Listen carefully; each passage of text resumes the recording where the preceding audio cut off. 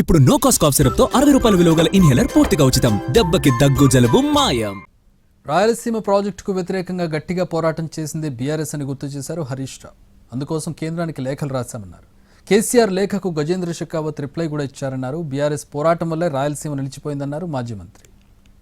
వచ్చింది 5/5/2020 అంటే 6 నెలల ముందే కేంద్ర ప్రభుత్వానికి రాయలసీమ లిఫ్ట్ ఇరిగేషన్ కడదామని ప్రయత్నం చేస్తున్నారు. దాన్ని ఆపాలే, తెలంగాణ ఎట్టి పరిస్థితుల్లో అంగీకరించదు, ఇది చట్ట విరుద్ధము అని ప్రాజెక్టు జీవో రాకముందే 6 నెలల ముందు మేము కంప్లైంట్ చేసింది మన బీఆర్ఎస్ ప్రభుత్వం. అది మన నిజాయితీ. ఉత్తరెడ్డిపాడు మీద, రాయలసీమ మీద అపెక్స్ కౌన్సిల్ మీటింగ్లో ఎంత గట్టిగా పోరాడినరు. అవసరమైతే మేము బ్యారేజ్ కట్టి నీళ్లు గుంజుకుంటాము అని చెప్పి కూడా ఆనాడు ఆంధ్రప్రదేశ్ను కేంద్ర ప్రభుత్వాన్ని కలిపి హెచ్చరించారు. అంటే ప్రాజెక్టు కొనసాగడానికి వీల్లేదు, ఆపేయండి అని చెప్పి గ్రీన్ ట్రిబ్యునల్ నుంచి ఆనాటి తెలంగాణ ప్రభుత్వం స్టే తెచ్చి రాయలసీమ ప్రాజెక్టు పనులను ఆపించింది.